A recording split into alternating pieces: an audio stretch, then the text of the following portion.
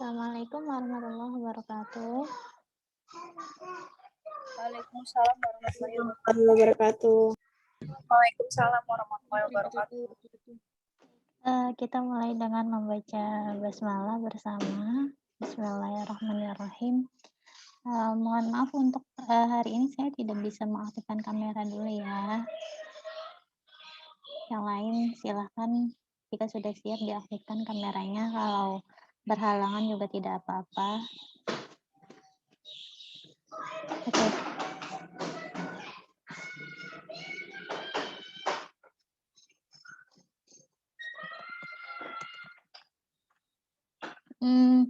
Untuk hari ini kita akan melanjutkan yang pertama membahas tentang penugasan yang sudah selesai dikerjakan oleh rekan-rekan semua kemarin ya, tentang parafrase artikel yang berasal dari buku pada sub konsep sehat. Nah, ini sudah saya terima, namun ada beberapa masukan atau input yang akan saya berikan supaya kalian tahu kira-kira mana yang sudah baik dan mana yang perlu diperbaiki gitu ya. Jadi ini saya kasih input secara general dulu.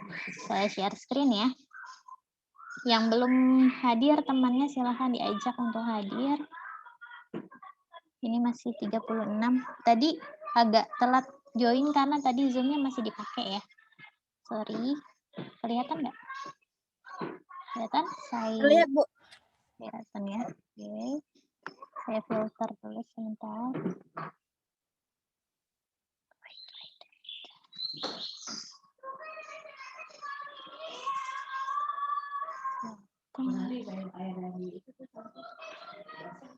Nah, kelas A kan ya? Kelas A.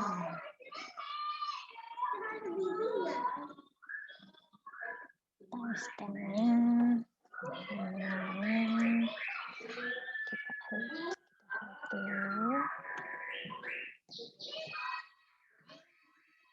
Nama perlu ditampilkan nggak? Atau tidak usah? Tidak usah, Bu. Tidak usah, Bu. Tidak usah, Bu. Tidak usah ya. Oke. Saya tutup. Ini kayaknya pada pemalu ya. Oke. Nah, kelihatan ya sekarang akan saya wrap.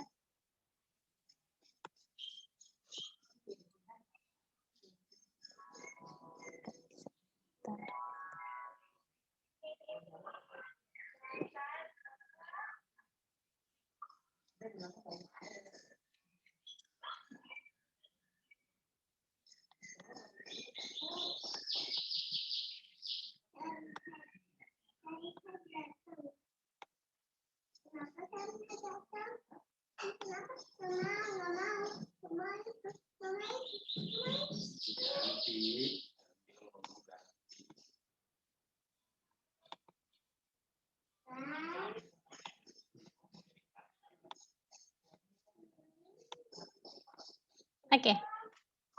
Kita lihat di sini, kelihatan nggak? Kelihatan ya? Kelihatan, Bu, terlihat. Lihat. Oke. Di sini kita akan membahas tentang hasil ini siapa sih, pendek banget. Kayak saya pengen lihat namanya gitu. Cuman berasa ya, ini kayak saya deh yang bikin. Nah, yang pertama saya minta adalah mahasiswa memparafrase artikel. Sebentar. Saya buka dulu deh ininya, perintahnya. Karena kayaknya ada beberapa yang tidak paham. Padahal di petunjuknya sudah jelas ya. Jadi harusnya yang diparafrase itu satu subbab yang terdiri atas halaman 12 dan halaman, masih ingat nggak? Halaman 13 ya. Nah, kemudian kok ada yang cuma ngerjainnya? Saya stop share dulu.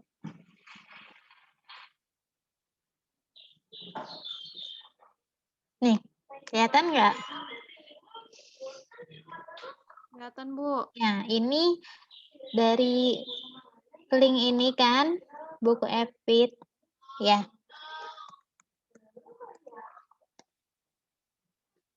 Nah, yang saya minta itu di halaman 12 sampai dengan 13 dengan sub konsep sehat gitu ya. Nah, harusnya yang diparafrase ada di bagian sini nih. Dari yang bagian konsep sehat, judulnya kemajuan teknologi gitu ya. Dari sini sampai ke sini, nomor 3, indikator yang digunakan untuk mengukur. Sangat banyak. Ini ya, 3 halaman 13, tapi yang konsep sakitnya tidak usah. Jadi mulai dari halaman 12 akhir sampai ke halaman 13 pertengahan gitu. Nah, kalau misalnya dari hasil pekerjaannya rekan-rekan semua itu banyak variasi. Yang pertama, kalau ini sudah cukup sesuai dengan petunjuk ya di parafrase, kemudian 1 subbab. Tapi yang di bawah tadi saya tidak tahu siapa yang mengerjakan. Nah, dia bikin cuma 1 kalimat. Sorry itu saya ini salah ya, teman-teman. Ya, ini salah. Ini kayaknya sama dengan yang kedua. Nah, kita bahas dari yang pertama dulu. Bentuk parafrase yang seperti ini sudah cukup baik. Kenapa? Karena yang pertama ketika kita melihat, tadi yang saya share itu screen, oh enggak, saya share screen aja. Nah, karena kalau kita melihat dari buku aslinya di sini, ya, kan ada yang berupa paragraf, ya kan, dari kemajuan teknologi sampai yang ditinjau berdasarkan sudut pandang yang berbeda, misalnya 1, 2 gitu kan. Nah, ada yang bentuknya paragraf, ada yang pointers, ya, numbering. Kemudian paragraf lagi, paragraf lagi, paragraf lagi, terus ada kutipan langsung. Nah, ini teman-teman yang minggu lalu saya jelasin, yang dimaksud kutipan langsung tuh kayak gini, diberi tanda kutip, terus dia agak menjorok ke dalam. Lalu spasinya 1. Dan size fontnya, ukuran fontnya biasanya lebih kecil, dia 10 kalau tidak salah ya. Gitu. Nah, lalu di bawahnya lagi ada numbering. Ketika kita mau memparafrase, saya tekankan, tidak harus selalu sama susunannya dengan sumber aslinya. Jadi, kalau dia bentuknya adalah campuran antara paragraf, poin-poin, ada kutipan langsung, kemudian ada poin-poin lagi, ini kita nggak mesti sama persis kayak gini, gitu. Jadi, kalau justru lebih baiknya kita pakai parafrase dengan full paragraf. Karena dari sebuah artikel ilmiah itu jauh lebih baik ketika kita tulis dalam bentuk paragraf. Kecuali tidak apa ya namanya, poin-poin itu kita masukkan ke dalam presentasi ya, PowerPoint, itu baru gitu. Itu baru apa namanya, harus ditulis dalam 1, 2, 3, 4, 5. Tapi kalau dalam artikel, parafrase artikel sangat dianjurkan untuk menggantinya dalam bentuk paragraf gitu ya. Jadi untuk yang contoh pertama ini kalau sortiran dari hasil Google Form-nya ini sudah termasuk orang yang pertama kali submit, yang ngerasa siapa ya. Jadi urutan nomor 1 sampai nomor 80-an itu berdasarkan urutan waktu submission-nya. Jadi semakin cepat submit, maka semakin atas urutannya. Nah, saya mau sebentar. Oke, kemudian ada satu hal yang mau saya koreksi dari parafrase ini ya. Di akhir mahasiswa ini entah siapa nih, ini sudah menuliskan sumbernya. Tetapi perlu diingat, ketika kita mencantumkan nama penulis, itu cukup hanya nama belakangnya saja. Saya ulangi ya, cukup hanya nama belakangnya saja, sehingga nama ekonya tidak perlu. Ya, nama ekonya tidak perlu Jadi Budiarto tahun 2001. Gitu ya. Budiarto tahun 2001. Lalu diberi spasi. Nah, kalau sumbernya dari buku, sebaiknya juga dilengkapi dengan halaman. Halaman 12 sampai 13. Ini ya, ini jauh lebih baik. Jadi ada nama, ada tahun, dan ada halaman. Ya, kalau dari buku cantumkan halamannya. Kalau misalnya penulis punya gelar, gelarnya panjang, profesor, doktor, lalala, lalala, lalala belakangnya. Nah, itu gelarnya juga tidak boleh atau tidak perlu disebutkan di dalam parafrase kita. Yang terpenting adalah nama belakang dan tahun terbit serta halaman. Nah, kemudian ini parafrasenya sudah baik ya, sudah baik. Nanti kalau saya cek Turnitin, nggak tahu nih berapa persen yang mirip. Kita beranjak ke berikutnya. Nah, ini saya nggak mau komentar karena salah ya, saya bilang salah. Kenapa? Karena saya minta parafrasenya satu halaman yang ditulis hanya satu kalimat saja. Tidak mungkin ya, kita merangkum satu halaman dalam satu kalimat itu tidak mungkin. Paling tidak dibuat dalam satu paragraf. Kemudian,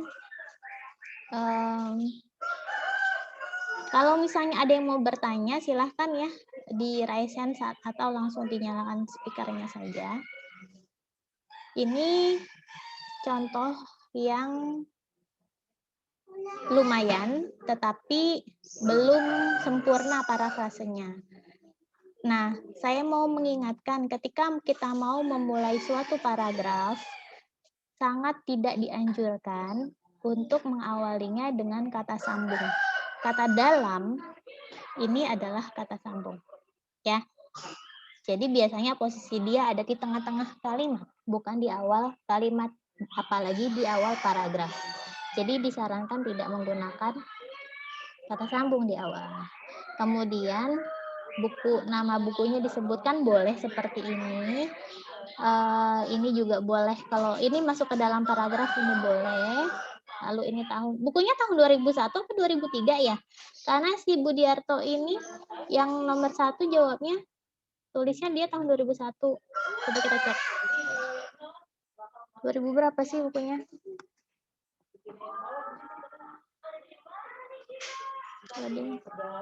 Oke. 2003 ya, 2003. Jadi yang ini tadi salah ya. Oke. Nah, kalau yang ini, wow, panjang sekali.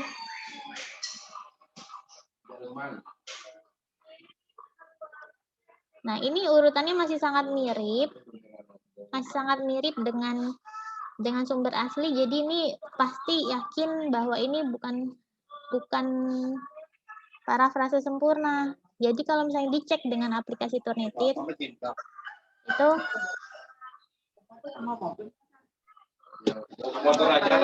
siapa ya? Alvira lanjut ya. Alvira mendengarkan saya atau sedang sibuk di rumahnya? Oke. Nah, kalau sama persis kayak gini, ini pasti parafrasenya hanya sedikit ya. Jadi baiknya dirubah dalam bentuk paragraf aja. Tuh, urutannya sama, numbering 1, 2, ini 1, 2, 3. Nah, teman-teman saya mau nunjukin hasil Turnitin. Ini namanya website Turnitin. Nah, ini Turnitin, kelihatan di layar ya. Nanti hasil artikel mahasiswa, hasil akhirnya akan saya cek Turnitinnya. Nah, ini 45%, 34%, 47% ini adalah persentase hasil plagiarisme atau hasil copy paste yang tidak diparafrase. Ini hasil karya kakak-kakak kelasnya yang sekarang semester 6. Tuh, lihat, bisa dilihat nggak di layar? Ini, yang hijau-hijau ini adalah hasil copy paste.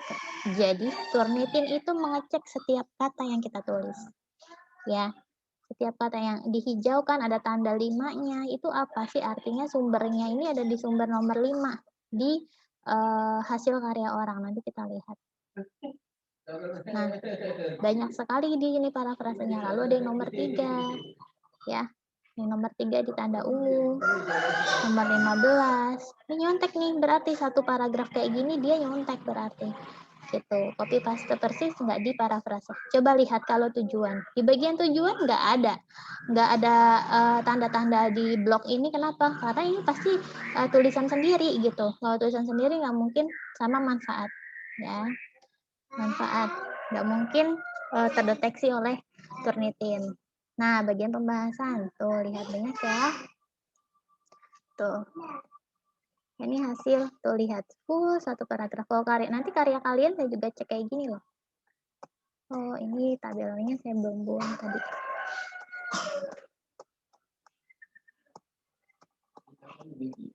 Tabel banyak sekali. Oke, upaya pencapaian target.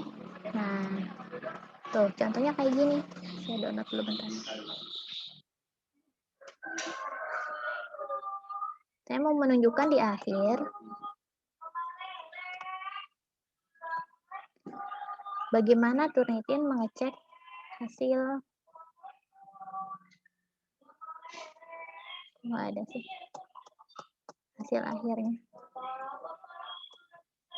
Bentar ya, hasil downloadannya baru kelihatan deh berapa persen. Lagi preparing download. Internetnya agak ini soalnya kurang stabil. Kita kembali ke karyanya kalian dulu ya. Jadi gitu. Kalau misalnya masih sama persis sama sumber aslinya itu pasti masih dibaca sebagai plagiarisme. Dan jangan lupa sumbernya dimasukin. Ya, ini jadi masih banyak yang lupa untuk mencantumkan sumber. Padahal itu hal yang krusial gitu.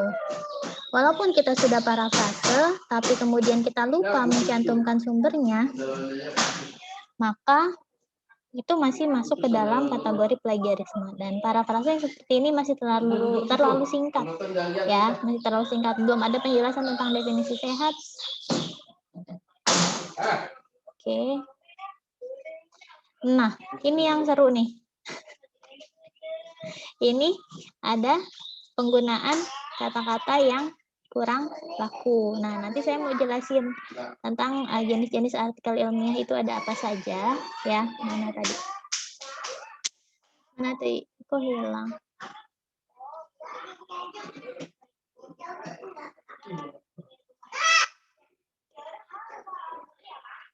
Nah, ini. Hai guys. Nah, guys gitu. Nah, teman-teman, kisah yang saya minta itu parafrase baku ya. Jadi tidak boleh menggunakan bahasa yang di luar ejaan bahasa Indonesia yang baku gitu.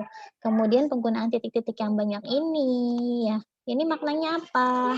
Terus enggak. Nah, kayak gini. Kalau misalnya kita bikin artikel ringan ya untuk dibaca di media sosial atau di blog itu boleh gitu. Tapi kan kita sedang mata kuliah kita apa sih? Penulisan ilmiah gitu ya. Ilmiah itu artinya ya memang tata caranya dikhususkan untuk menulis secara akademis, secara ilmiah, bikin makalah, bikin paper, bikin jurnal, bikin skripsi kayak gitu. Jadi ini masih kurang tepat ya, masih kurang tepat seperti itu. Kemudian poin-poinnya juga, jadi sebaiknya jangan berupa poin, lebih baik paragraf dan tidak ada sumbernya. Ini kayaknya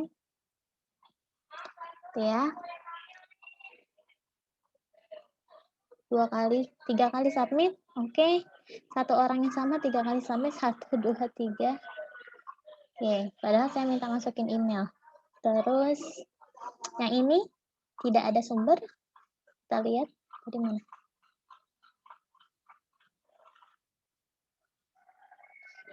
Tadi sudah. Ada suatu kategori supaya kalian.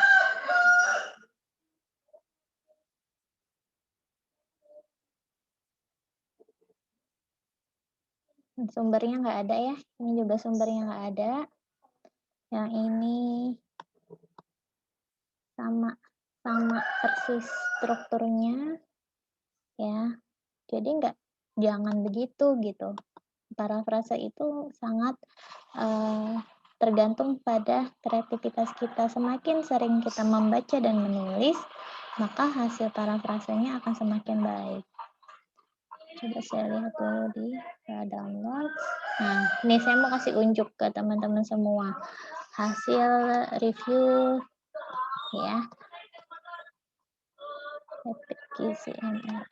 Nah, di halaman terakhir sekali, itu si aplikasi Turnitin ini memberitahu kita, nah, ada berapa persen sumber yang kita kutip dengan cara plagiarisme. Artinya tidak diparafrase, kemudian juga tidak mungkin mencantumkan sumber tapi nggak diparafrase. Ada 47% dan keseluruhannya adalah internet source gitu, berasal dari internet. Similarity index, indeks kemiripan, kesamaan ya. Sumbernya dari mana? Terbanyak itu dari websitenya Komnas HAM 14%, Komisi Informasi 7%, Kemenpar 4%, sampai ke bawah yang 1%. Tuh, sedetail ini. Jadi memang zaman 4.0 ya, teknologi sudah canggih. Ini jadi tantangan kita bagaimana kita bisa menulis dengan menghasilkan karya yang bukan dari hasil copy paste. Jadi kita nggak bisa bohongin teknologi lagi nih. Teknologi lebih canggih dari kita, mau ngakalin kayak gimana juga ketahuan. Ya. Jadi ini 47% ini biasanya tindak lanjutnya apa? Saya akan kembalikan kepada mahasiswanya dan saya minta untuk diperbaiki lagi hingga maksimal sekali 20% similarity index-nya. Gitu. Ya, kalau sulit mencapai 0%, minimal 20%. Gitu. Jadi tidak main-main ya. Nah, kemudian secara keseluruhan itu ya masukan dari saya untuk hasil tugas yang telah dilakukan 1 minggu ini. Jadi parafrasenya masih banyak yang belum sempurna dan strukturnya mirip. Jadi ketika dibaca sekilas saja, oh masih ketahuan ini masih belum sempurna parafrasenya. Kemudian menuliskan sumbernya juga jangan lupa. Boleh di awal, boleh di akhir. Tapi jangan di tengah ya. Biasanya di awal atau di akhir. Nah, ini ada nggak? Ini juga nggak ada sumber, padahal sudah cukup baik parafrasenya. Tinggal dicantumkan sumbernya aja. Ini, jadi banyak kalau teman-teman lihat tuh, sama kan urutannya kayak gini, ada kutipan langsungnya. Jadi kalau misalnya sumber kita mengutip langsung, kita nggak mesti ngutip langsung juga gitu. Nah, oke, ini sudah oke. Budiarto dan Anggra ini saja. Jadi gini, kalau hanya 2 orang, biasanya kita pakai dan ya. Budiarto dan Anggra ini 2003. Gitu. Ya, caranya begitu. Tinggal nama belakangnya saja.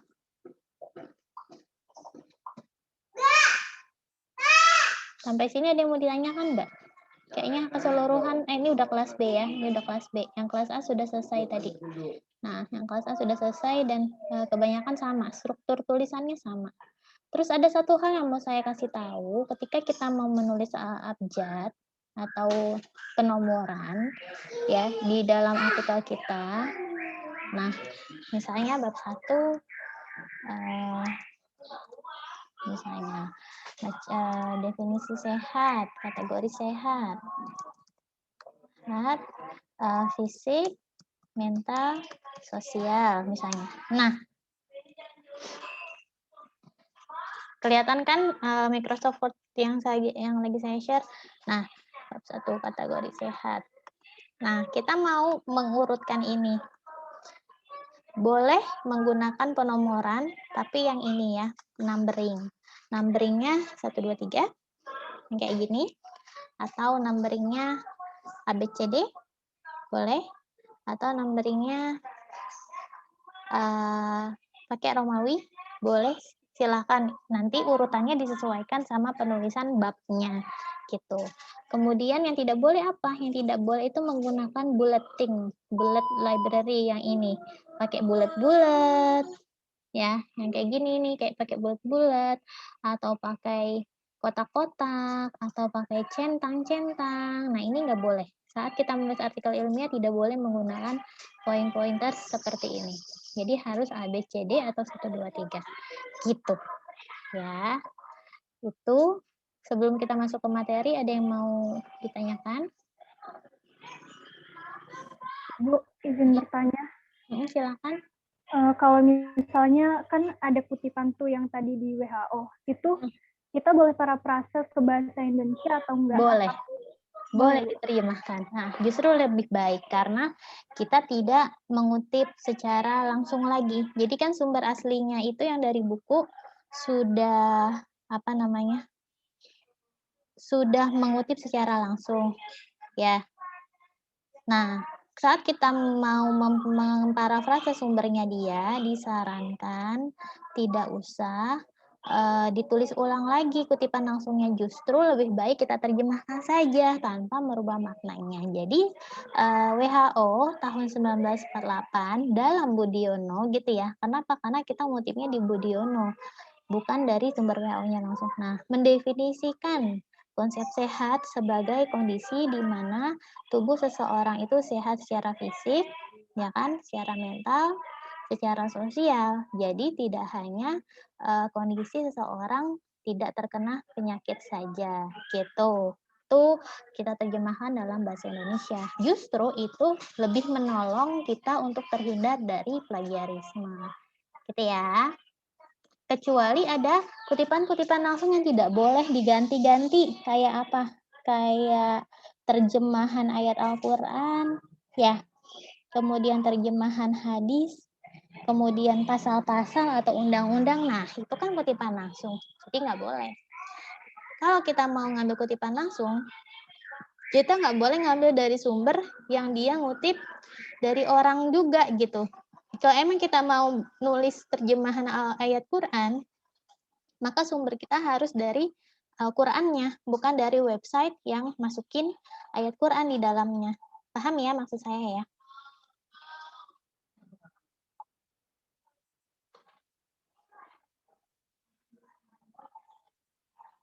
Sudah cukup jelas jawabannya? Cukup jelas, Bu. Terima kasih. Oke, Elvira ya. Oke, saya lanjut menjelaskan tentang materi ini. Ada lagi nggak yang mau ditanya? Sebelum kita lanjut ke materi baru.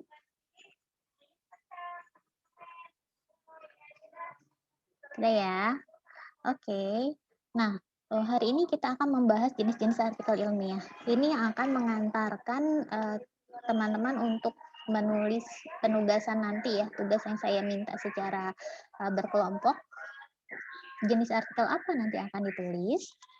Nah, pertama itu kita akan berdiskusi tentang karakteristik karya ilmiah supaya bisa membedakan. Jadi nanti saat menulis artikel ilmiah, udah namanya ilmiah berarti nggak ada lagi yang pakai bahasa kayak tadi, hai guys, tahu nggak sih? Nah, kayak gitu-gitu tuh udah nggak bisa lagi ya. Kenapa? Karena ternyata karakteristiknya karya ilmiah itu menyajikan gagasan atau ide, deskripsi atau gambaran. Nah, deskripsi atau gambaran ini seperti kalau kita mau menerjemahkan atau menginterpretasi gambar atau tabel yang disajikan oleh sumber yang valid, misalnya Kementerian Kesehatan menyajikan data atau grafik atau kurva ya. Kalau bidang Kesmas tuh pasti akan berkaitan erat dengan data-data prevalensi, persentase, gitu-gitu ya.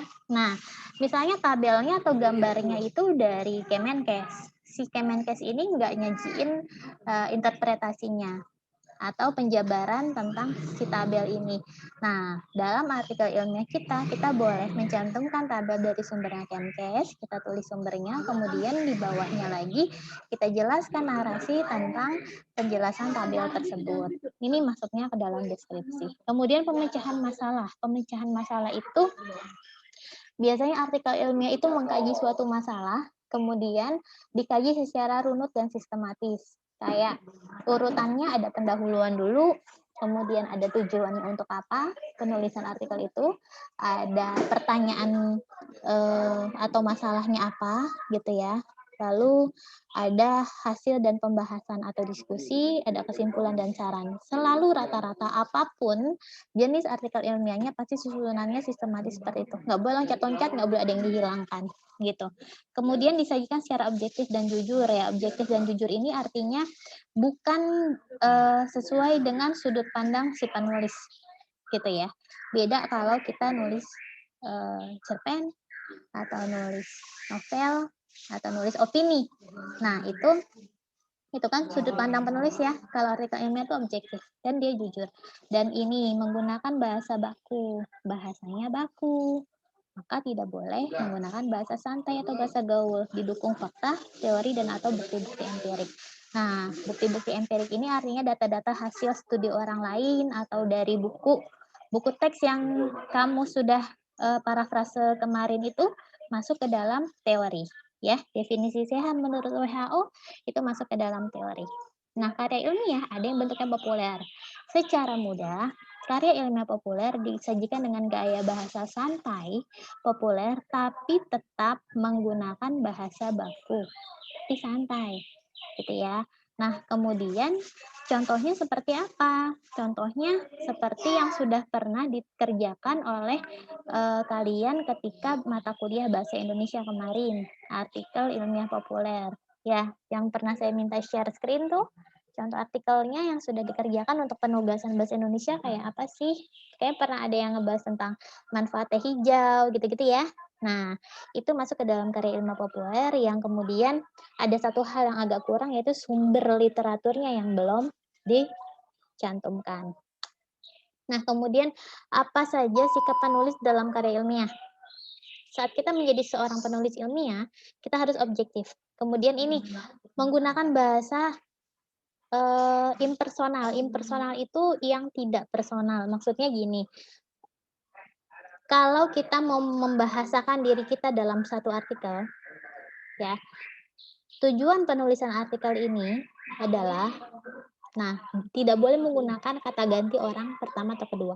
Saya bertujuan, atau aku, atau kita, atau kami, nah itu tidak boleh.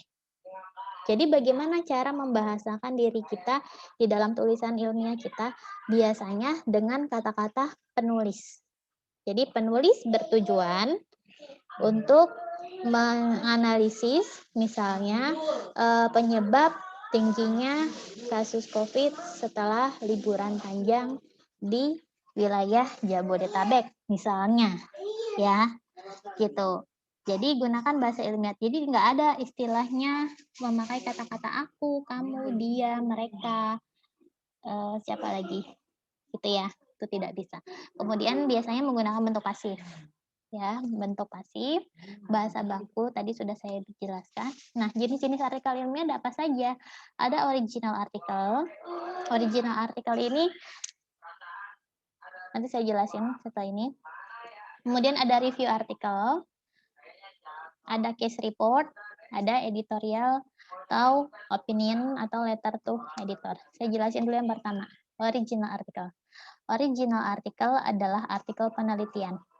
Jadi kenapa kemarin atau minggu lalu saya minta kalian mencari contoh kuesioner yang akan kita buat menjadi studi sederhana setiap kelompok tentang kesehatan, ya. Karena nanti rencananya kita akan bikin artikel ilmiah penelitian atau original artikel. Gitu. Tapi hanya deskriptif, nanti teman-teman menyajikan persentase, grafik, kurva, kayak gitu ya. Kenapa disebut original? Karena data yang dimiliki hanya dimiliki oleh si peneliti saja. Data itu kita dapatkan langsung dari responden kita atau orang yang mengisi kuesioner penelitian kita. Ketika kita sajikan itu menjadi artikel original gitu. Belum pernah ada yang menyajikan itu. Kemudian yang kedua adalah review artikel, artikel tinjauan pustaka. Kalau misalnya kamu membaca, sebentar. Ada mau apa?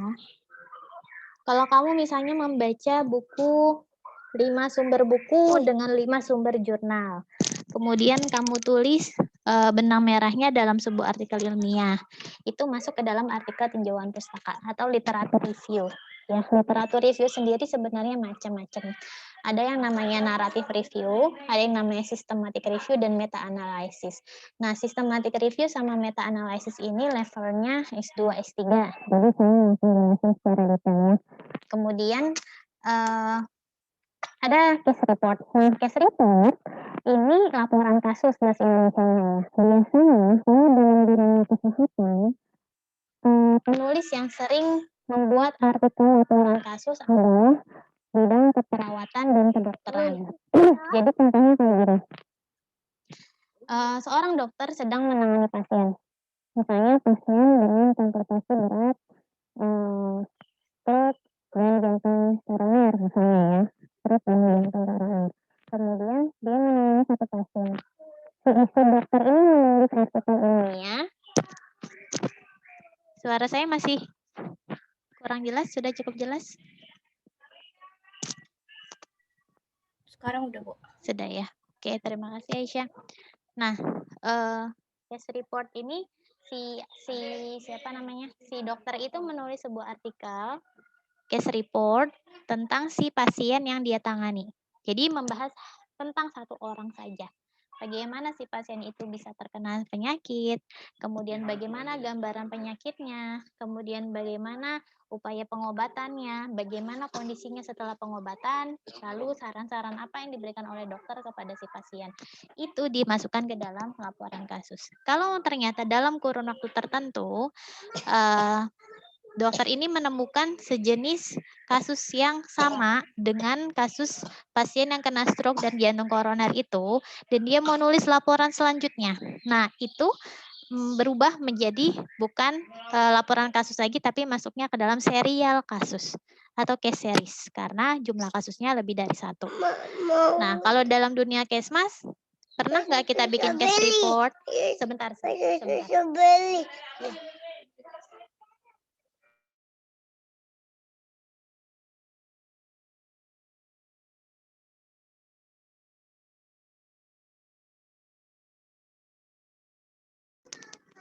Oke, nah kalau dalam dunia Kesmas itu kita jarang menuliskan artikel dalam bentuk case report karena yang kita hadapi itu masyarakat umum ya, bukan pasien.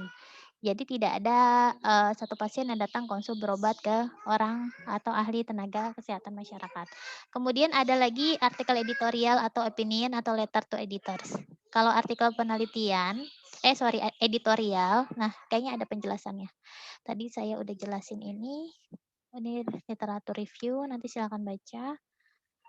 Nah, studi kasus atau case report. Nah, ini editorial. Editorial itu adalah artikel yang memuat pendapat atau persepsi seorang penulis terhadap isu yang sedang hangat dibicarakan. Misalnya, kemarin atau sekarang juga masih dibahas. Mungkin ada yang ngikutin. Contohnya adalah kasus public figure yang melakukan cemoohan kepada salah satu peserta kompetisi model atau apa gitu ya, memiliki permasalahan mental atau eating disorder. Ada yang nyimak nggak? Ya, masalah mental health ya, kesehatan mental itu masuk ke dalam isunya Kesmas juga. Eating disorder masuk ke dalam isunya gizi Kesmas ya, gizi kesehatan masyarakat ya. Kondisi seseorang yang merasa takut gemuk atau ketika dia stres, dia akan punya potensi banyak makan, habis makan banyak kemudian dimuntahkan sama dia gitu ya. Itu masuk ke dalam eating disorder dan berkaitan dengan masalah mental.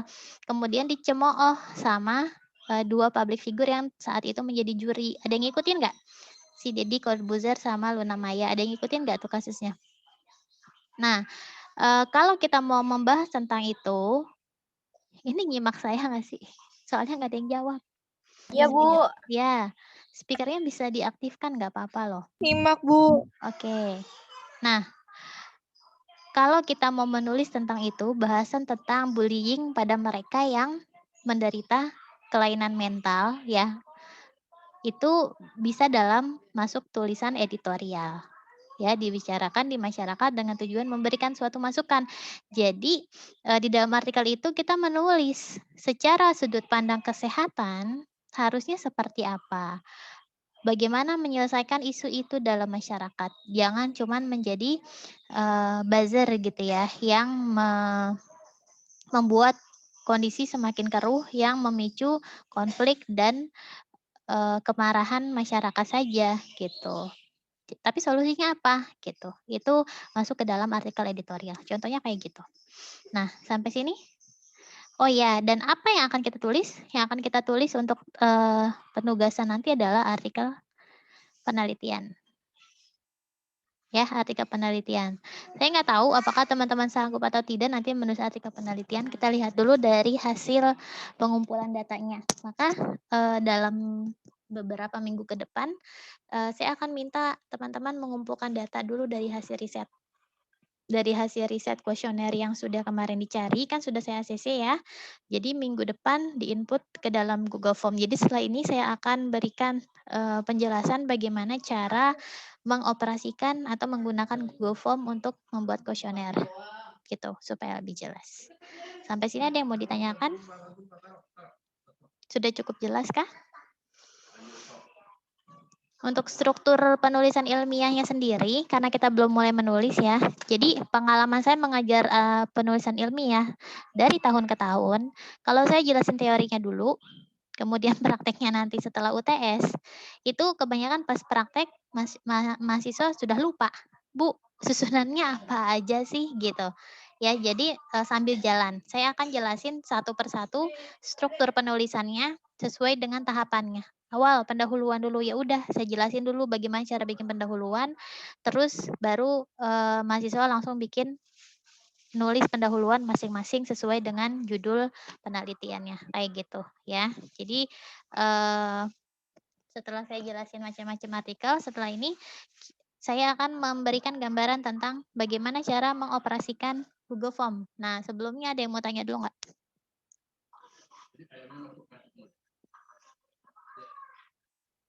Ada yang sudah pernah pakai Google Form sebelumnya? Belum. Belum? Ada yang sudah pernah bikin selain Andin yang menjawab tadi? Kalau nggak mau speak, boleh di chat supaya interaktif, saya nggak kayak ngomong sama layar gitu. Belum ya? Oke. Nah, maka ini saya akan ajarkan bagaimana cara membuat kuesioner di Google Forms. Jadi nanti ini tugas kelompok untuk menulis ulang pertanyaan-pertanyaan yang ada di dalam kuesioner yang minggu lalu sudah pernah dicari dan sudah di-ACC oleh saya untuk digunakan menjadi sumber contoh kuesioner untuk dibuat dalam penelitian. Nah, caranya adalah pertama, mahasiswa silahkan masuk ke Gmail masing-masing. Gini ya. Nah, ini masuk ke dalam Gmail, kelihatan nggak di layar? Kelihatan, Bu. Kelihatan. Nah, kemudian bagaimana cara mengakses Google Form? Caranya adalah dari Gmail kita. Jadi masing-masing harus punya Gmail dulu, lalu dari Gmail kita klik yang di sebelah kanan sini ada Google Apps ya. Google Apps diklik. Lalu kita pilih Drive atau kita mau langsung buka form. Nah, di Google Apps ini ada form, diklik aja formnya. Nah, saat ada di sini, kita pilih yang blank. Nah, akan muncul sajian seperti ini. Ini tampilan Google Form yang siap untuk kita edit. Nah, bagaimana caranya? Caranya adalah, contoh kemarin itu ada kuesioner,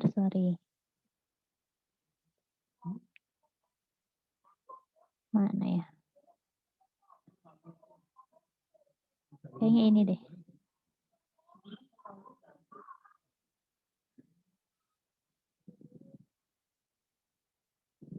Oh, saya screen share aja. Nah, ini contoh ya. Ini contoh kuesioner gambaran pola makan dan status gizi remaja putri. Ya, gambaran pola makan dan status gizi remaja putri.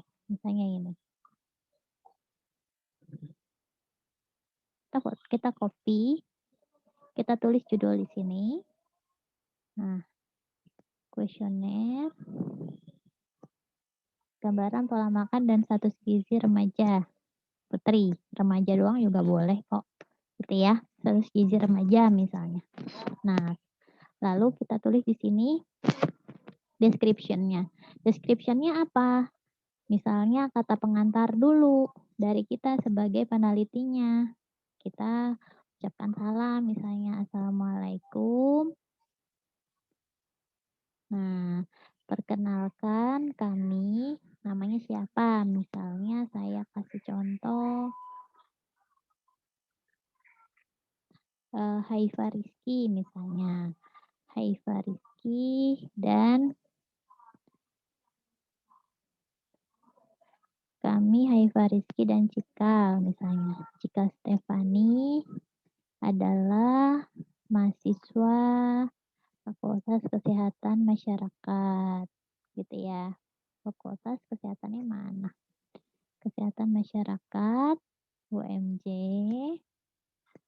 Saat ini kami sedang melakukan studi untuk memenuhi tugas mata kuliah artikel ilmiah. Jadi ya, misalnya ya, untuk itu kami meminta kesediaan Anda untuk menjadi responden dalam survei kami. Misalnya kayak gini. Semua informasi yang dikumpulkan akan terjamin kerahasiaannya. Kenapa? Karena kita sebagai peneliti itu punya aturan atau etika untuk selalu menjaga kerahasiaan data. Nanti kan kita ngumpulin data nih, ya kan? Kita ngumpulin data orang kan. Kan saya minta kamu mencari menyebar kuesioner ke teman-teman kampus atau teman-teman SMA.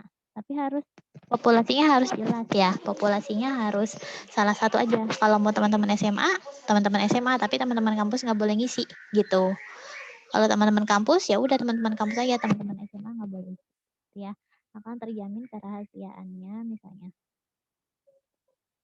Dan hanya dipergunakan untuk kepentingan studi saja gitu misalnya. Terima kasih. Nah, atau boleh jika ada yang ingin ditanyakan, silakan menghubungi kami di nomor berikut. Misalnya nomor HP kamu berapa? 08 12 berapa. Misalnya gitu ya. Terima kasih. Wassalam. Nah, gitu. Nah, kalau sudah selesai, pada pertanyaan berikutnya, nah ini teman-teman di dalam Google Form ini kita bisa membuat pertanyaan sebanyak-banyaknya, tidak ada batasan. Nah, di awal sekali kita harus tanyakan kepada si orang yang akan mengisi kuesioner kita, apakah Anda bersedia menjadi responden dalam studi ini? Kayak gini ya. Nah, kemudian pilihan jawabannya apa? Ya, dengan tidak. Gitu kan? Ya, dengan tidak. Nah, jenis pilihan jawaban adalah multiple choice. Kalau kita mau ganti, bisa. Ya, jadi dalam Google Form ini kita punya beberapa pilihan jawaban. Ada short answer. Short answer itu biasanya kalau kita mau mengumpulkan nama. Ya, siapa nama kamu gitu. Kemudian paragraf ini biasanya untuk narasi yang panjang. Jadi contohnya saat mahasiswa kemarin mengerjakan parafrase, itu kan di copy paste ke sana panjang sekali teksnya muat ya. Nah, itu pilihannya adalah paragraf. Kalau multiple choice itu PG kayak teman-teman ngerjain soal ujian ABCDE hanya bisa memilih salah satu. Nah, kalau checkbox itu bisa memilih lebih dari satu pilihan. Misalnya kita ngasih pilihan jawaban ada 5. Misalnya gini, Sebutkan makanan kesukaan Anda. Misalnya pilihannya ada misalnya nasi goreng, ayam goreng, kentang goreng, lain-lain. Nah, ternyata ayam goreng, nasi goreng, kentang goreng itu semuanya kesukaannya dia. Dia pilih semua, bisa pakai checkbox gitu. Ada drop down. Drop down ini pilihan jawaban yang hanya bisa dipilih satu saja, tapi biasanya pilihannya lebih dari 5 atau lebih dari 4. Kan kalau pilihan ganda kan biasanya A, B, C, D ya kan? Atau A, B, C, D, E aja. Nah, kalau pakai drop down dia bisa sampai 10. Kayak kalau kita tanya jenis pekerjaan orang tua misalnya, ya ada PNS, pegawai, kemudian buruh, pedagang misalnya, ada ibu rumah tangga atau apa. Nah, itu kan pilihannya banyak. Kalau terlalu panjang kelihatan kan dia akan memakan space ya, memakan tempat. Maka lebih baik menggunakan drop down saja. Ada file upload. File upload ini kalau kita mau minta mereka mengupload foto, mengupload gambar, foto sama gambar sama. Mengupload yang lain, nah bisa di sini. Nah, kemudian ada linear scale. Linear scale itu nanti saya akan langsung contohkan supaya kelihatan. Yang multiple choice grid sama text box-nya tidak usah dipakai dulu. Jadi pilihan jawaban kita nih hanya kisaran yang atas sampai yang linear scale. Lalu date. Nah, date ini tentang tanggal. Ya, misalnya kalau kita mau nanya tanggal lahir, pakainya date. Jangan dikosongkan blank pakai short answer, tapi pakai date gitu ya. Nah, ini contoh. Kemudian di bawah ini ada opsi required. Nah, required ini karena format Chrome saya berbahasa Inggris, kalau bahasa Indonesia saya nggak tahu. Nah, kalau kita geser ke kanan, required ini artinya pertanyaan ini harus diisi. Kalau nggak diisi, dia akan skip. Kalau nggak diisi, dia nggak bisa next gitu, dan nggak bisa di skip. Kalau dia kalau dia digeser ke kanan, jadi harus diisi. Nah, kalau misalnya kita geser ke kiri, ini bisa dikosongin. Jadi kalau misalnya orangnya males ngisi, ya dia lewat gitu. Dan ini merugikan kita biasanya. Kenapa? Karena kan kita pengennya datanya lengkap ya. Takut ternyata banyak yang nggak ngisi nih gitu. Maka lebih baik setiap pertanyaan kita geser aja ke kanan. Tuh. Sampai sini jelas? Ada yang mau ditanya nggak? Tentang fitur-fiturnya Google Form? Ibu izin bertanya. Iya, Gali. Ya, itu kita wajib pakai kata pengantarnya juga berarti ya, Bu? Iya dong. Wajib pakai kata pengantar. Ya. Nah, Untuk minimal responden? Minimal respondennya itu karena ini studinya deskriptif ya, standarnya sih 100 orang. Jadi satu orang nyari 50 untuk mengisi 50 orang. Temen satu kelasnya dulu ada nggak 50 orang? Ada, Bu. Ada ya, iya. Nanti minta tolong aja suruh ngisi. Maka nanti pertanyaannya nggak usah panjang-panjang. Makanya yang kemarin saya minta contoh itu nggak usah diinput semua. Jadi input semua dulu nggak apa-apa. Nanti saya akan sortir ya. Jadi minggu depan kita akan bahas hasil kuesioner yang sudah diinput di Google Form sama teman-teman. Supaya nanti saat kita nyari respondennya, orang juga nggak males ngisinya panjang banget sih gitu. Karena kita kan hanya belajar untuk menyebar kuesioner gimana, lalu nanti kita olah datanya kayak gimana. Gitu ya. Nah, ada mau tanya lagi? Sudah cukup jelas? Kalau sudah, kita lanjut ya. Nah, di sebelah kanan sini, teman-teman bisa melihat ada pilihan banyak. Yang pertama, tanda plus itu add question, kalau kita mau nambah pertanyaan berikutnya. Lalu ada import question, kalau kita mau mengambil beberapa pertanyaan dari contoh Google Form yang sudah pernah kita buat sebelumnya. Kalau ini pengalaman pertama, artinya belum pernah ada contoh Google Form. Ya, jadi nggak dipakai. Nah, ini title and description bisa dimasukin kayak gini. Ini title sama description. Kalau butuh title baru. Ini add image. Nah, bisa masukin gambar. Ya, bisa masukin gambar besar, gambarnya gitu bisa add image. Terus add video juga bisa, sama add section. Jadi setiap bagian pertanyaan bisa dipisah-pisah. Jadi orang isinya nggak scroll ke bawah terus panjang, bisa di next dulu. Kayak kita baca berita di next dulu baru lanjut ke halaman berikutnya. Nah, untuk survei biasanya halaman pertama cukup pertanyaan kayak gini dulu. Apakah Anda bersedia? Nah, nanti kita baru mulai next section. Jadi kita add section. Nah, ini masuk section 2 ya. Kalau teman-teman lihat section 2, nah kita bisa isi misalnya data diri. Ya, kita kasih judul data diri. Kalau atas ini baru judulnya aja, yang ini kita mau nanya data diri. Lalu kita tambahkan add question. Nah, hal yang pertama ditanyakan kan pasti biasanya nama ya. Nama. Siapa nama Anda? Nah, Google Form ini sudah pintar. Kalau kita menulis kata-kata tertentu, dia sudah bisa membaca kira-kira jenis jawaban yang paling cocok apa. Short answer. Kalau nama nggak usah panjang-panjang ya. Jadi pakai short answer aja. Kemudian jangan lupa di required. Kalau Google Form saya memang saya setting semuanya required. Jadi saya nggak capek geser-geser ke kanan terus. Terusnya kita add question lagi setelah nama misalnya apa? Tanggal lahir. Misal ya. Nah, kalau tanggal lahir, nah dia otomatis ngebaca. Tapi kalau nanti Google Form kamu nggak ngebaca, maka harus pilih date di bawahnya. Ya. Ada yang mau tanya?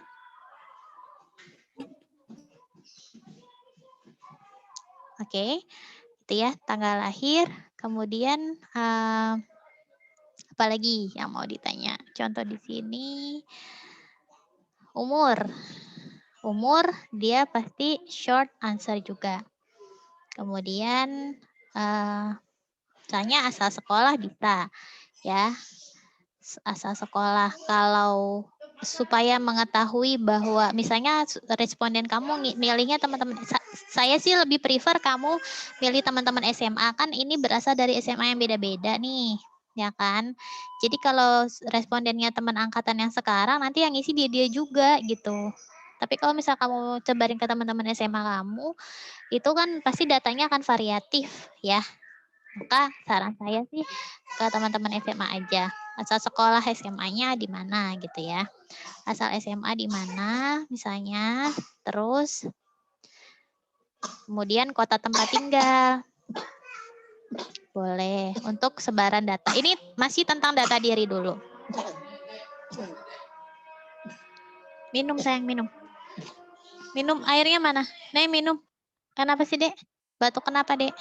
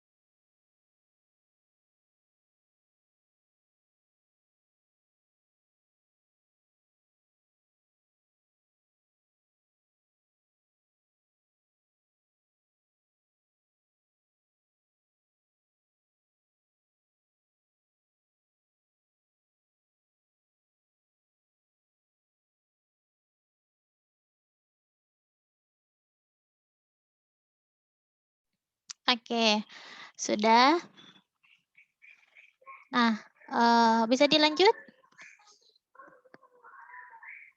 Bisa, Bu. Bisa, Bu.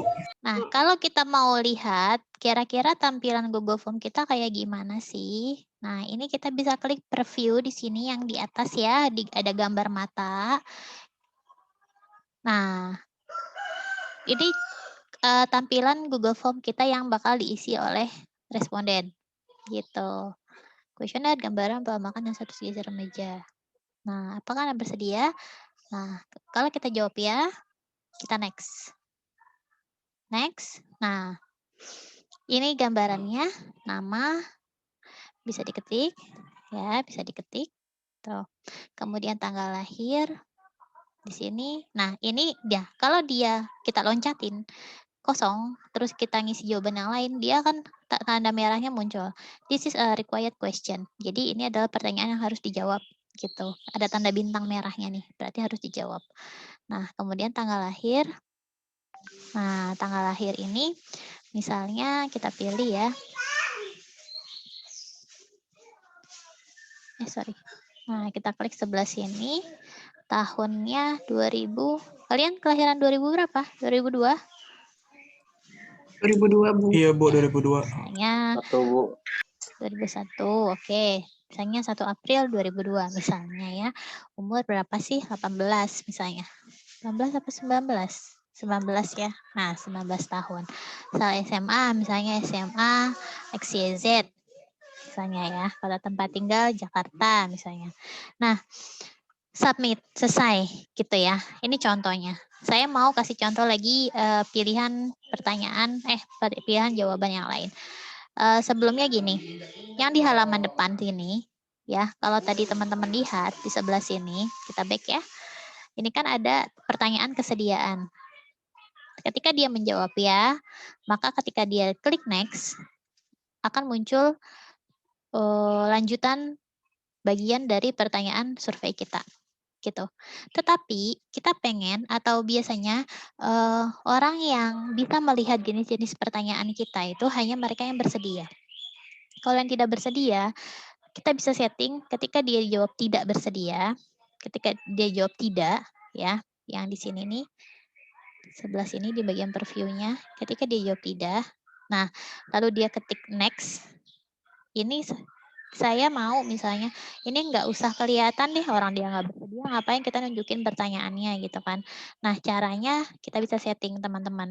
Enaknya Google Form kayak gini. Kita klik sebelah kanan.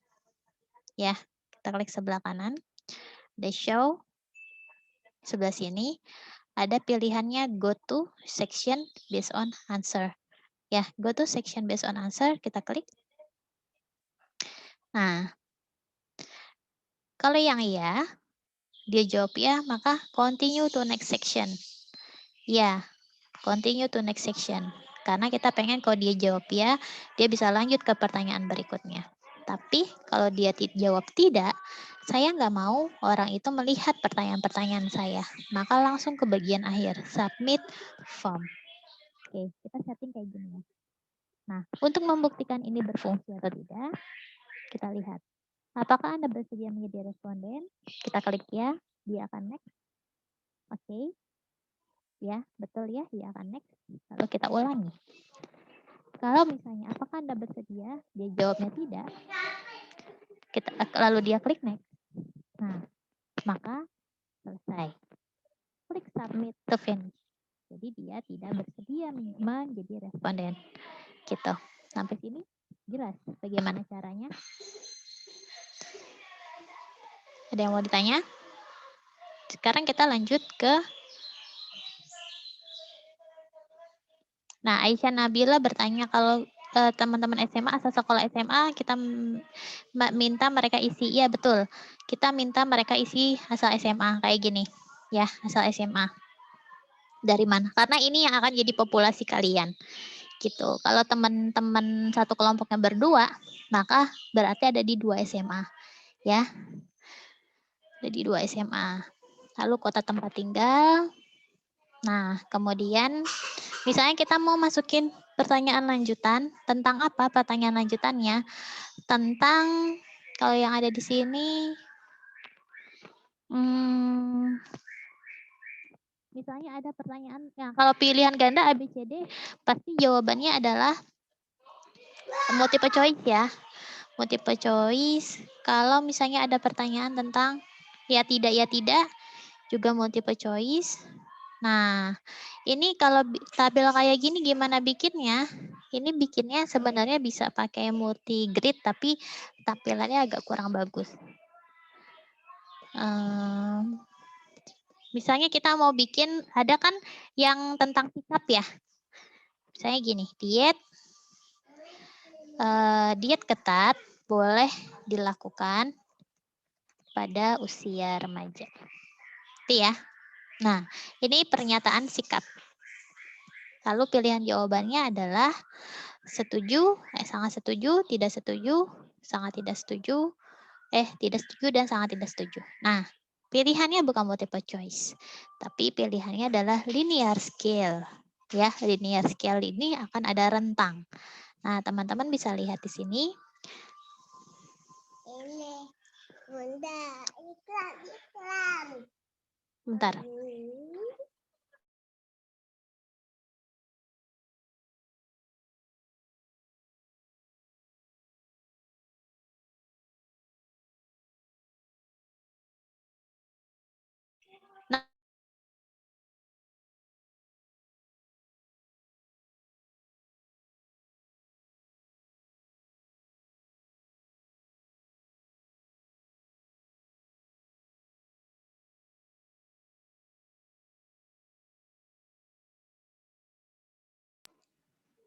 Ibu nggak ada suaranya, Bu.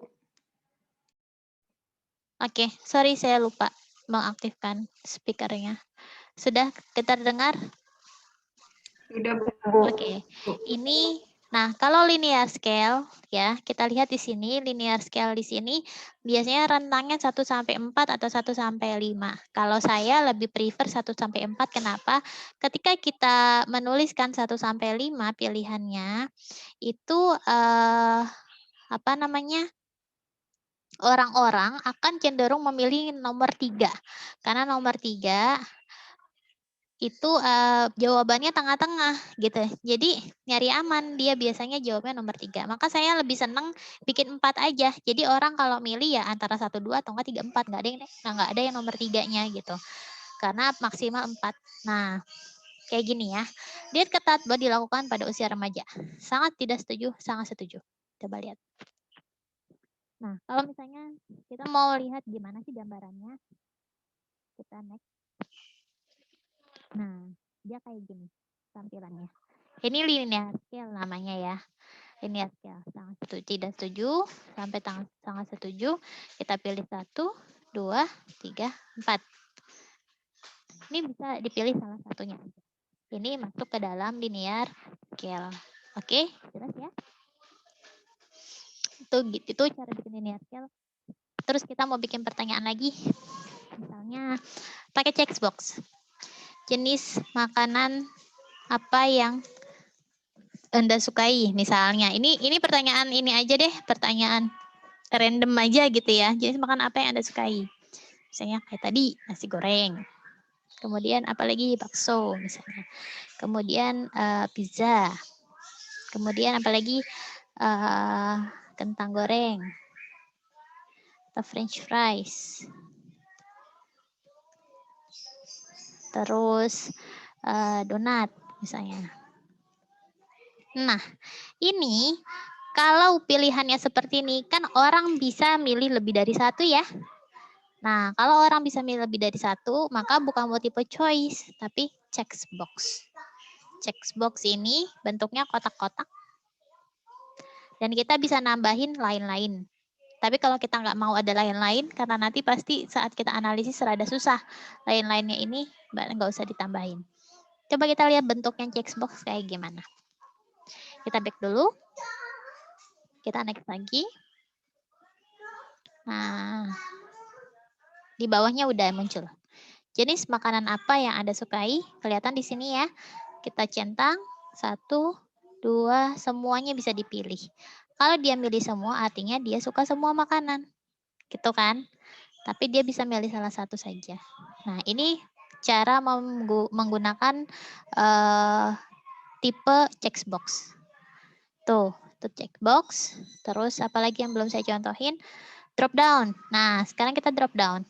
Drop down itu misalnya kita bertanya tentang pekerjaan apa, pekerjaan orang tua Anda, ya. Nah, kita pilih di sini pakainya drop down. Drop down di sini dia akan numbering 1, 2, 3, 4 seterusnya. Misalnya nomor 1 misalnya PNS, kemudian pegawai swasta misalnya.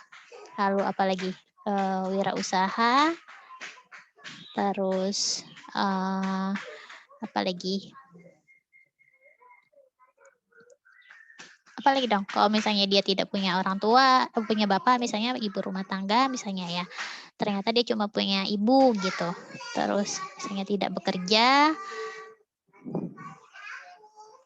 Nek, paket, Nek. Terus apa lagi satu lagi? Pekerjaan apa sih contohnya?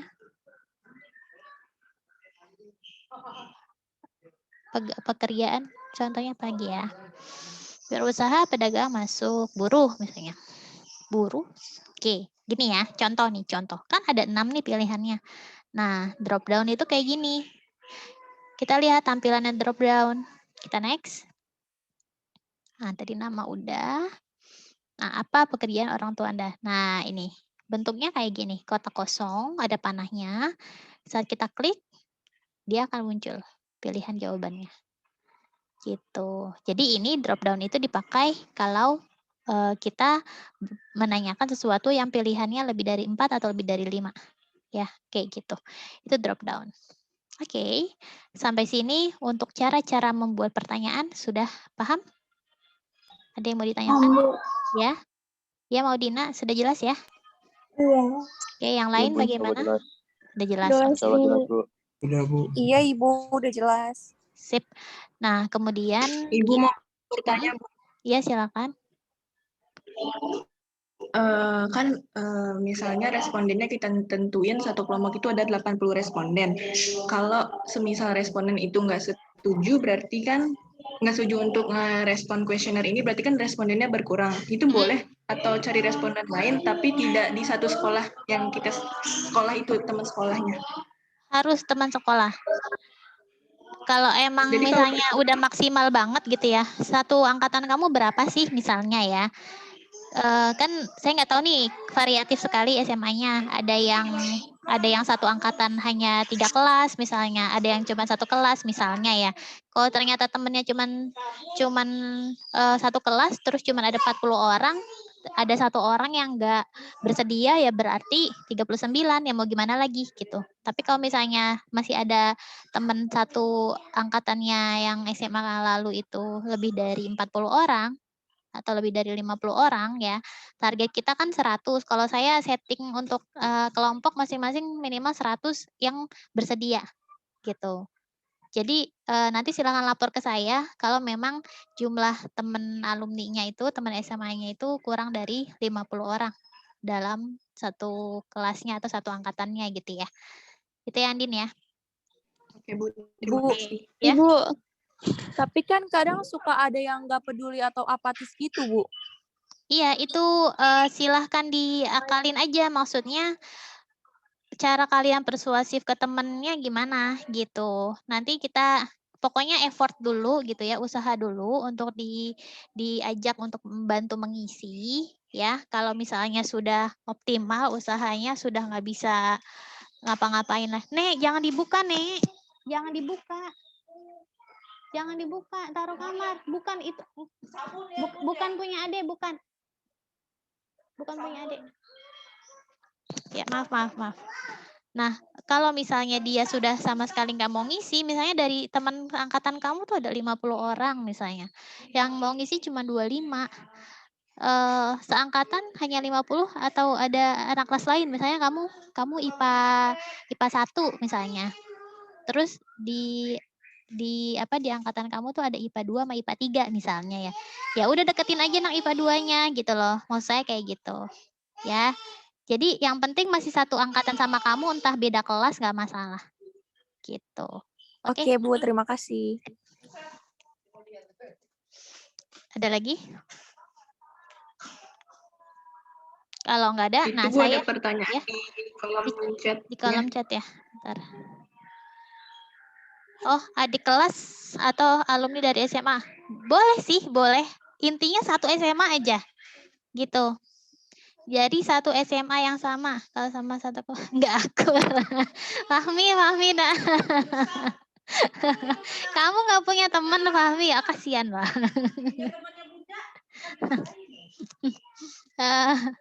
Ya udah. Nggak apa-apa, beda kelas nggak apa-apa. Yang penting masih satu SMA. Kalau emang terpaksa minta ke adik kelas nggak apa-apa juga. Oh, saya dulu zaman SMA seringnya main sama adik kelas, minta tolong adik kelas aja deh yang isi, nggak apa-apa juga gitu. Intinya masih satu SMA sama kamu gitu ya. Ya, jadi sasarannya banyak dan satu orang nyari 50 responden. Nanti saat skripsi itu lebih susah lagi. Kamu harus nyari sampai di atas 100 orang dan kamu ngerjainnya sendirian kan. Jadi ini walaupun skripsi masih 3 tahun lagi, kita pemanasan dulu. Ya. Seperti itu ya. Oke. Ada. Oke. Keluarga atau saudara populasinya ada nggak 50? Hilda. Jadi gini, nggak bisa misalnya sebagian kamu minta ke teman, sebagian kamu minta ke saudara, ke keluarga, nggak bisa karena untuk menulis sebuah artikel ilmiah kita ada batasan. Yang kita amati ini orang-orangnya siapa aja sih, dia kelompok apa gitu.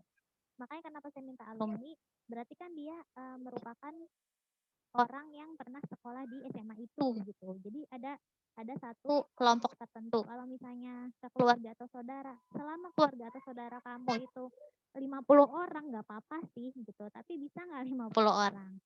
Gitu ya. Suara saya kecil? Sekarang masih kecil suaranya? Ya Bu suka kecil besar. Putus-putus ya? Makanya ini emang hari ini internetnya agak kurang stabil, makanya saya matiin kameranya.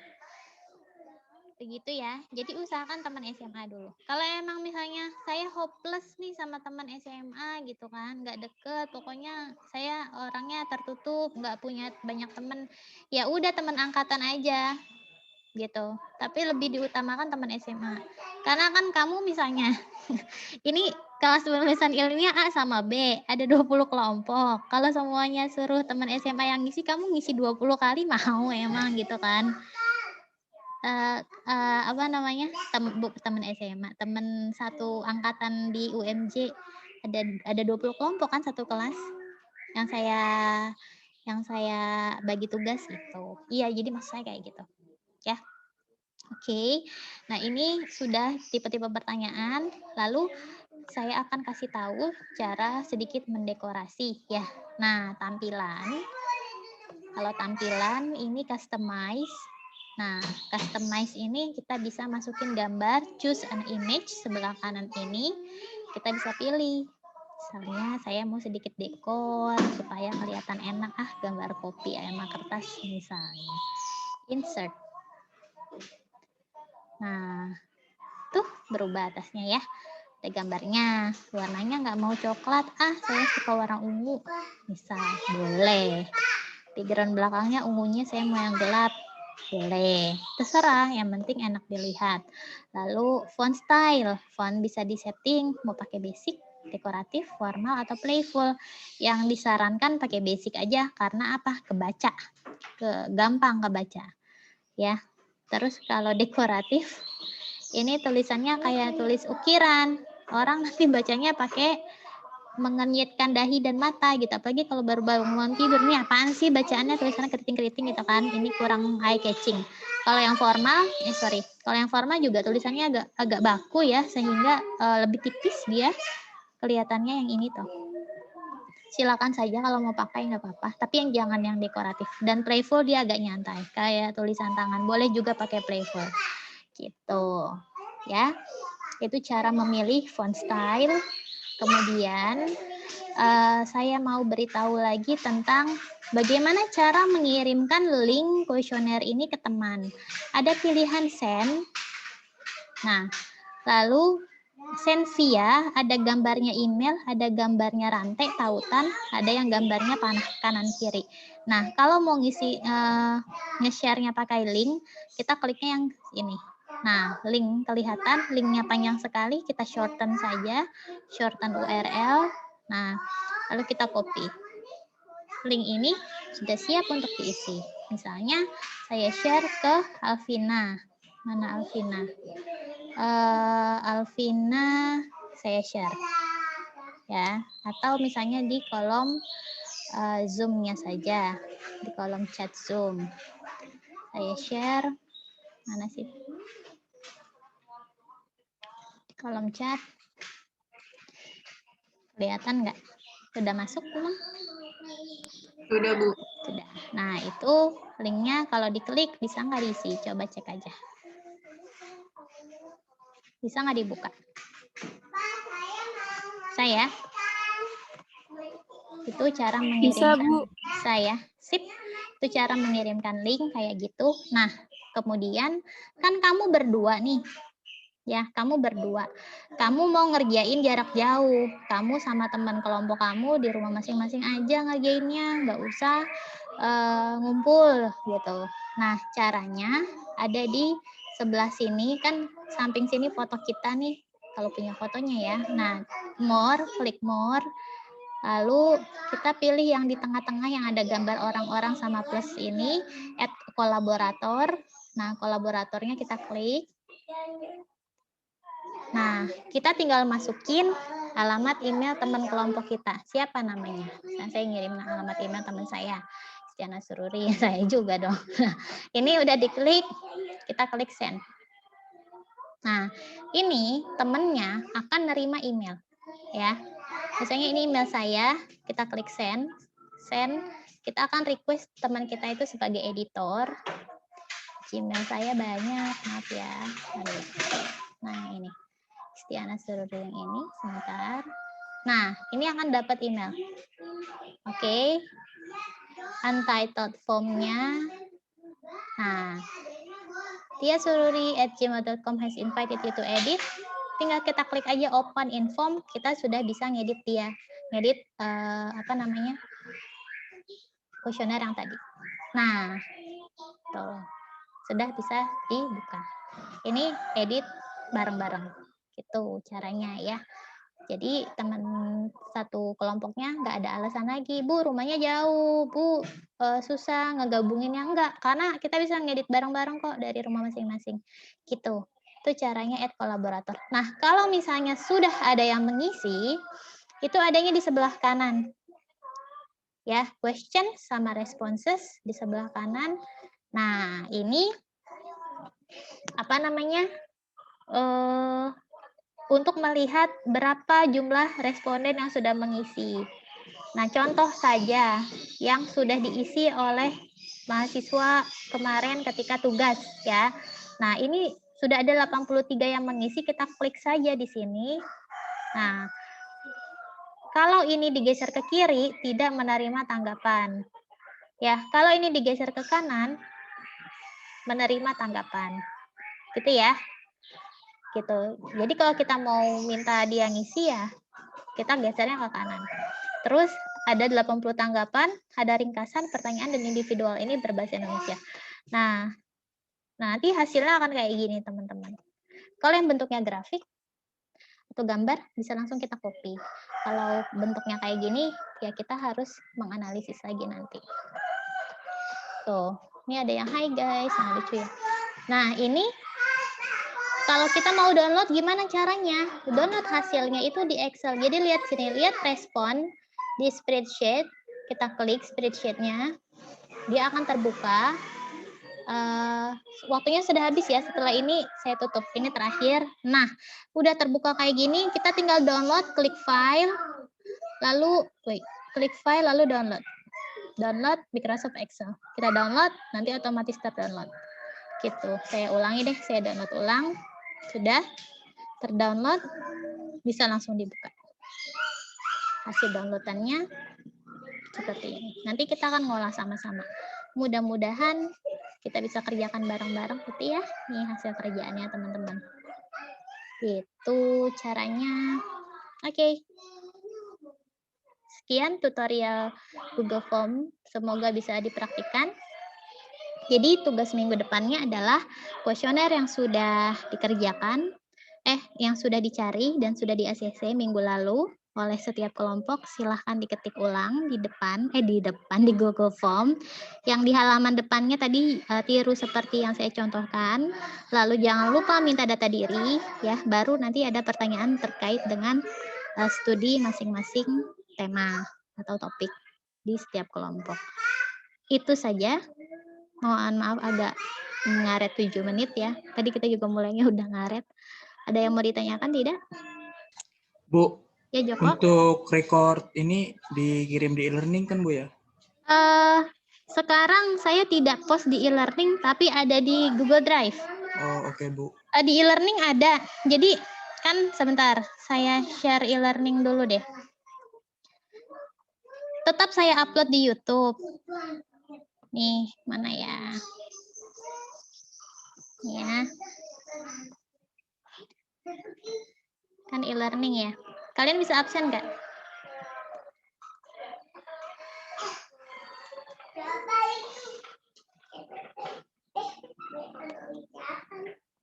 Salah.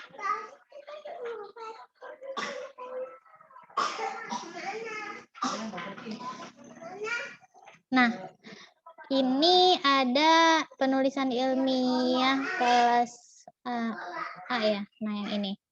Di sini kan ada nih tautan kumpulan materi tiap sesi ya.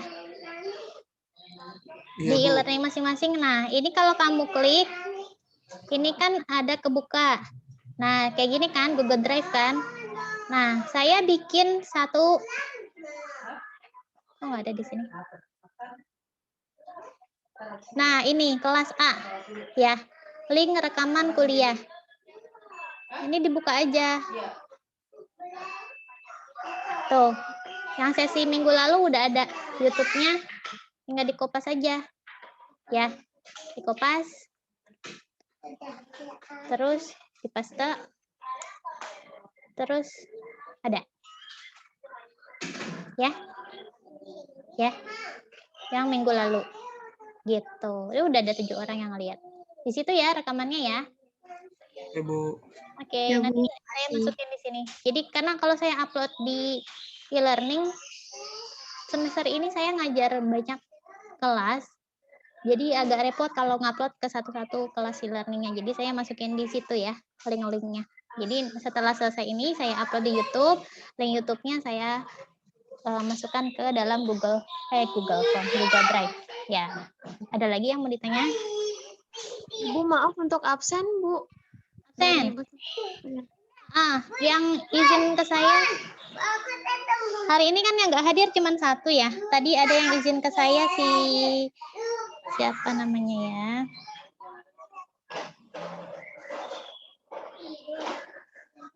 Fahira Mawadah sakit. Berarti selain Fahira masuk semua ya, saya yang absen. Oke. Ya, Ibu, makasih, Ibu. Ada lagi?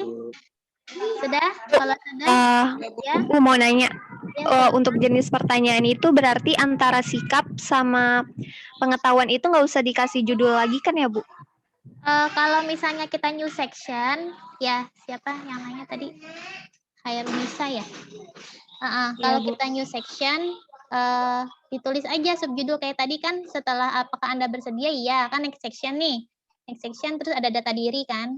Data diri. Nah, kamu mau lanjutin pertanyaan pengetahuan sama sikap itu di bawahnya data diri, apa kamu mau ke halaman berikutnya? Harus diklik next lagi gitu. Kalau misalnya lanjut setelah data diri, itu bisa ditambahin judul pakai yang insert ini nih. Nah, tadi. Nih, pakai yang